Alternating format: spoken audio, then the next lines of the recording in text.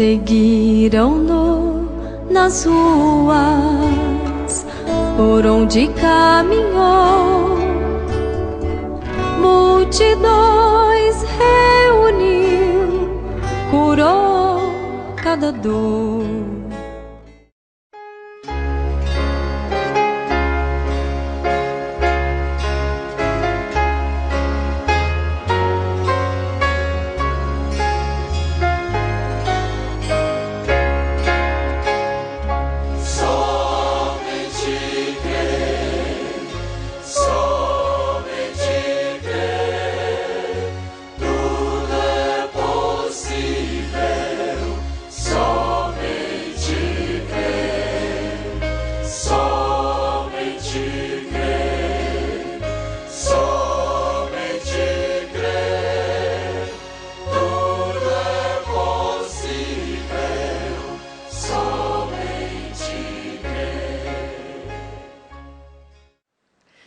Leiamos uma escritura da Palavra de Deus, contida no capítulo 6 e verso 12, da carta do apóstolo Paulo aos Efésios. Porque não temos que lutar contra a carne e o sangue, mas sim contra os principados, contra as potestades, contra os príncipes das trevas deste século, contra as hostes espirituais da maldade nos lugares celestiais. Senhor Deus, te rogamos que o Senhor abençoe essa congregação e o teu servo a falar a tua palavra. Dá-nos, portanto, ouvintes ungidos e pregador ungido para este momento de louvor e adoração ante a exposição de tua palavra. No nome de Jesus Cristo é a nossa petição. Amém. Obrigado, amados. Sentai-vos.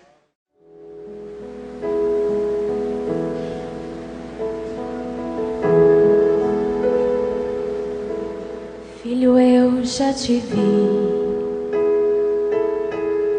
sei como estás, a palavra eu não mudo, que eu falei acontecerá. E por que entristeces o teu coração? Se a vitória é certa, passa o vento e a chuva, mas chega o verão. Quando Abraão clamou no altar, eu respondi. Quando Daniel desceu na cova, lá cheguei. Quando os 3 jovens entraram no fogo, lá desci. Quando José foi vendido, eu achei.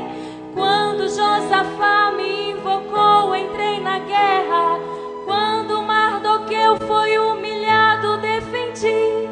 Quando Josué estava lutando, só parei.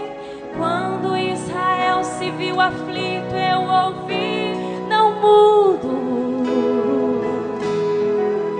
eu não mudo.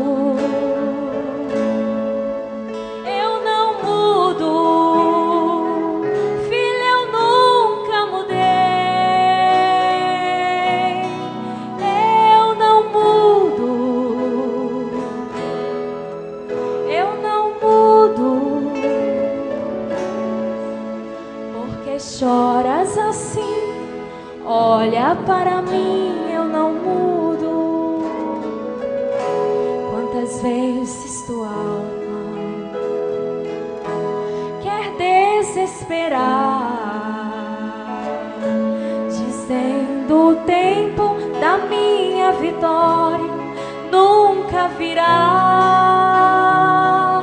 Cada tempo que passa, alma chora, tentando vencer, mas Deus manda dizer: eu sou o dono da glória. Quando Abraão clamou no altar, eu respondi. Quando Daniel desceu na cova, lá cheguei. Quando os 3 jovens entraram no fogo, lá desci. Quando José foi vendido, eu achei. Quando Josafá me invocou, entrei na eu fui humilhado, defendi. Quando Josué estava lutando, o sol parei. Quando Israel se viu aflito, o mar abrir. Não mudo, eu não mudo, eu não mudo, filho, eu nunca mudei. Eu não mudo, eu não mudo. Porque choras assim? Olha para mim, eu não mudo. É chegado o momento, vou te responder.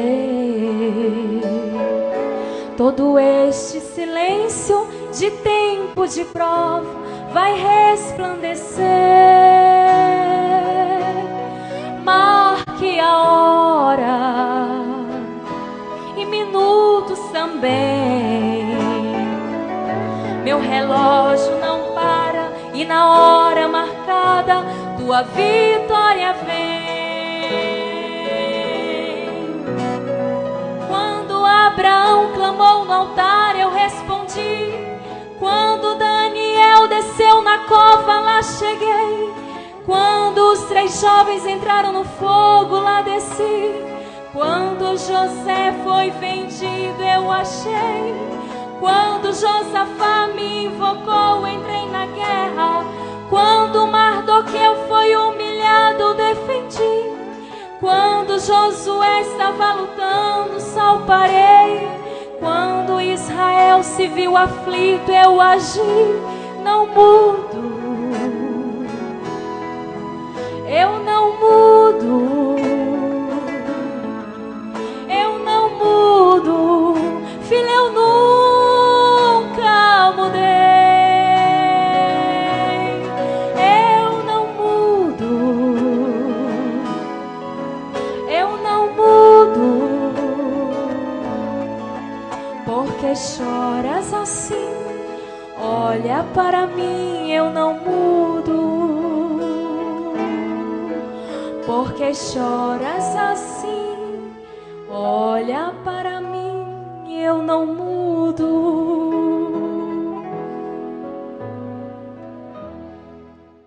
Nesta oportunidade, trazemos mais uma mensagem da série Aspas. Desta feita, a nossa mensagem está subordinada ao tema Batalha de Jezabel. Curiosamente, Jezabel significa casta. Ela era filha de Etebaal, rei de Sidom. Etebaal, por não ter filho homem, consagrou Jezabel, sacerdotisa do templo de Baal em Tiro. Estamos enfrentando uma batalha jamais pelejada. São protestos, gritos, tumultos, são greves, distúrbios, desespero generalizado. E o genuíno espírito de Jezabel vai dominando essas circunstâncias.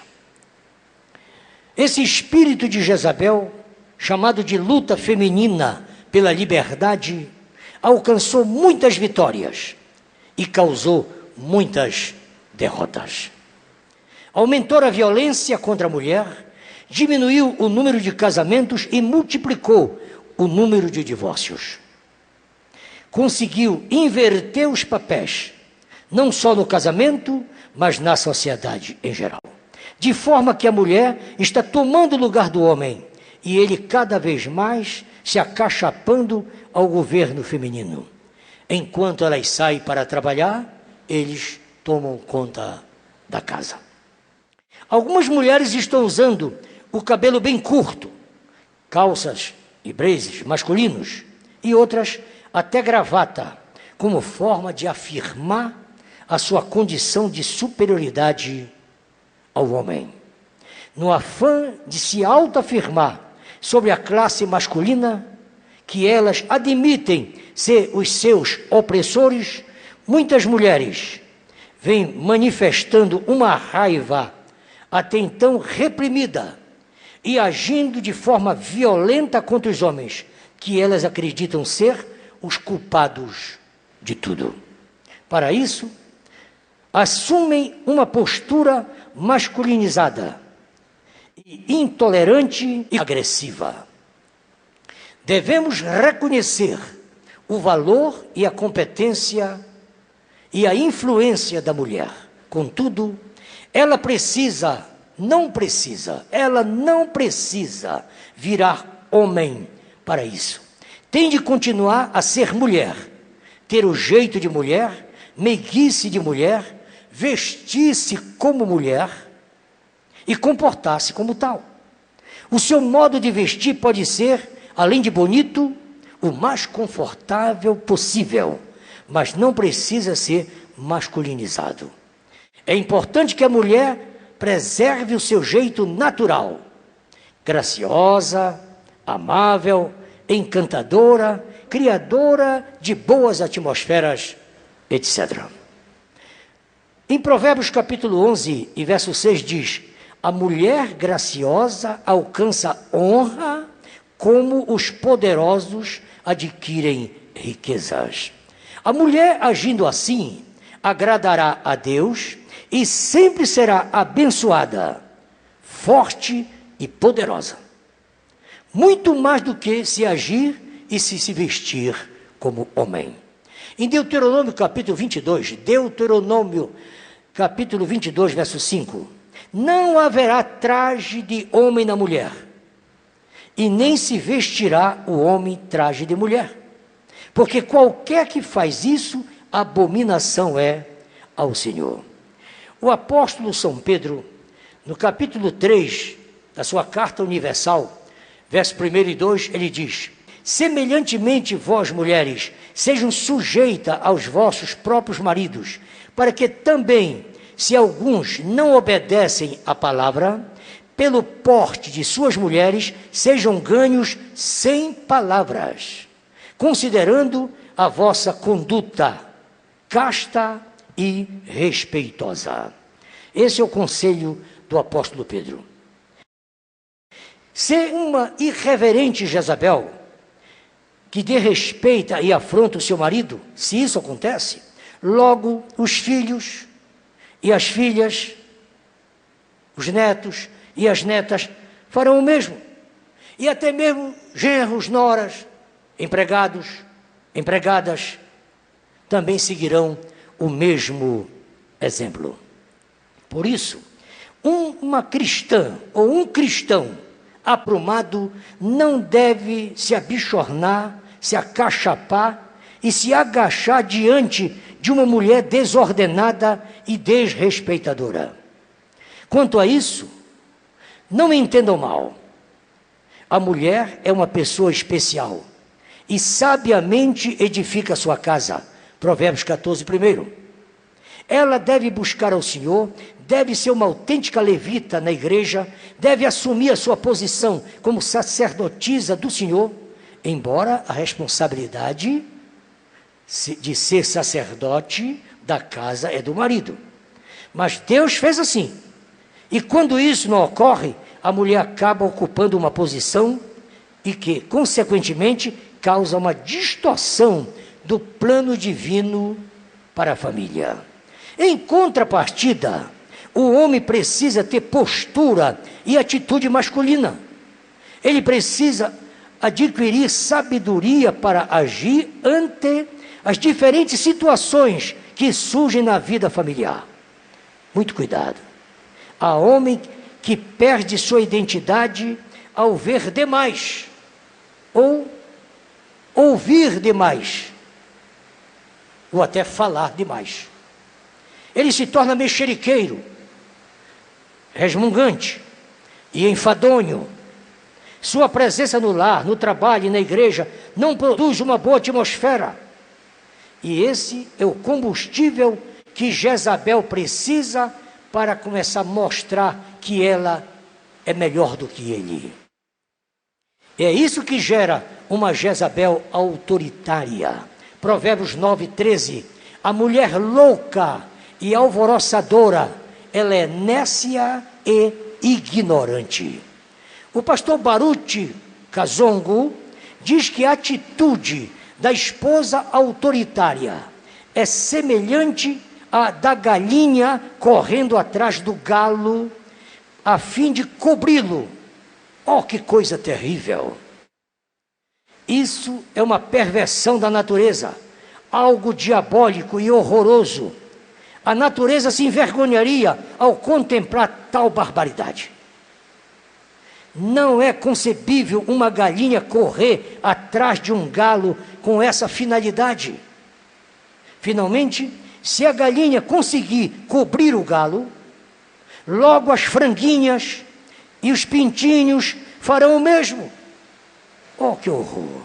Consequentemente, todos se escandalizarão ao verem um galo acocorado diante de uma galinha poderosa. O mesmo acontece com uma liderança ao ter uma esposa autoritária. Como resultado, se esse líder é conhecido na cidade, o escândalo é local.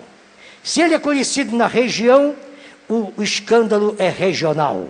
Se ele é conhecido no país, o escândalo é nacional. Se ele é conhecido no exterior, o escândalo é internacional. Disse Jesus no capítulo 17, verso 1 e 2 do livro de Lucas: é impossível que não venha o escândalo, mas ai daquele por quem vierem, melhor lhe fora que ele pusesse ao pescoço uma pedra de moinho e fosse lançado ao mar, do que fazer tropeçar um desses pequeninos. O alvo de Jezabel de promover a adoração a Baal transformou-a numa mulher murmuradora, feia, fria, escandalosa e sem sentimentos. Sempre que a pessoa tiver que lidar com alguém com uma natureza semelhante à de Jezabel, centrada em si mesma, manipuladora e que apunhala as outras pelas costas, provavelmente vai desejar estar a 200 quilômetros de distância dela. E rápido. Como a águia agita o seu ninho, nesse sermão, no parágrafo 44, o profeta diz: como me oprime ouvir a você, como um filho de Deus, queixando-se, murmurando. Envergonhe-se disso. A murmuração causa morte. Em uma forma mais simples, murmuração nada mais é que fazer confissão negativa, queixar-se frequentemente da vida, criticar os outros, achar erro em tudo e espalhar boatos, são formas de murmuração e de difamação. No capítulo 15, verso 11, disse Jesus, do livro de Mateus: ouvi e entendei. O que contamina o homem não é o que entra na boca, mas o que sai da boca. Isso é o que contamina o homem. Na mensagem Véu Adentro, parágrafo 163 ao parágrafo 68, nós encontramos uma longa exposição do profeta sobre essa situação.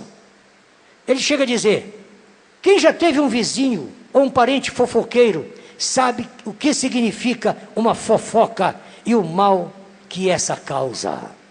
As pessoas falam mal das outras sem calcular o que isso pode provocar. Comentam sobre o que ouviram da vida alheia sem procurar saber se aquilo que estão repassando é verdade. O pior disso é que, uma vez espalhada a fofoca, não há como recolhê-la. O mal já está feito. 1 Timóteo capítulo 5, verso 13. E além disso, aprende a andar ociosas de casa em casa. E não só ociosas, mas também paroleiras e curiosas, falando o que não convém. É uma boa receita para visitadoras.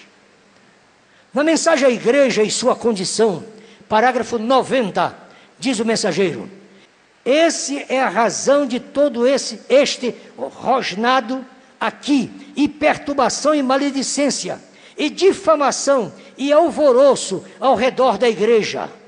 Isso é ácido sulfúrico, Isso é o que dispersa a igreja. Isso mostra que o diabo entrou em você e que o Espírito Santo te deixou. Como eu posso saber se o Espírito Santo me deixou? Pela tua própria conversação, você sabe. Como eu posso saber que eu não tenho um espírito mau? Pela tua própria conversação, você sabe se tem o Espírito Santo. A tua maneira de agir, de falar, mostra o espírito que você tem. Você não engana ninguém. Tudo isso é o que faz ser uma Jezabel destruidora. Há mulheres que não temem a Deus e nem respeitam os homens. Muitas delas jogam o marido contra a sua própria família, dizendo: isso mesmo, meu bem, não converse com a sua mãe, ela quer mandar na nossa vida, afaste-se dela. E o marido, dominado, faz o que a esposa manda, isola-se, e o que é pior, fica ainda mais dominado. Assim ele acaba o relacionamento, ela acaba o relacionamento familiar do marido. A esposa destruidora murmura: querido, não estou aguentando mais a igreja, há muita hipocrisia na igreja, prefiro a velha denominação, eu até pregava lá, pois lá tínhamos total primazia, aqui o pastor nem nos vê. Além do mais, é muita regalia para os pastores, para os seus familiares e seus auxiliares. Eu diria mais, só dá primazia para a mocidade. De tanto ela falar, o marido começa a admitir aspectos que nem mesmo existem. Então, ele fica incomodado com algo simples que vê na igreja. E em vez de a esposa acalmá-lo, ela o instiga mais, afastando mais do pastor e do companheirismo. Leia Provérbios capítulo 27, verso 15 a 16.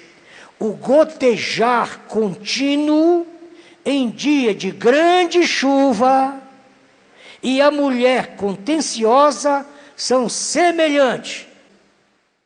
Tentar contê-la será como deter o vento, ou como conter o óleo dentro da mão. Desta forma, ela mata a vida espiritual, tanto dos seus filhos, quanto do seu marido, e destrói o relacionamento dele com Deus e a igreja. Uma mulher com tal personalidade é considerada destruidora de rebanho, aniquiladora de família e matadora de marido. Posteriormente, ela se encontrará como Jezabel, sem crédito, sozinha, em desespero, colhendo os frutos da sua maldade e, consequentemente, sendo comida pelos cães. E para encerrar, Provérbios capítulo 21, verso 19. É melhor morar em uma terra deserta do que com uma mulher rixosa e irritadiça. Que Deus abençoe a cada irmã, que Deus abençoe a todas as mulheres. Certamente isso não tem nada a ver com a mulher cristã, e sim com as Jezabéis que estão espalhadas pelo mundo afora. Que Deus vos abençoe.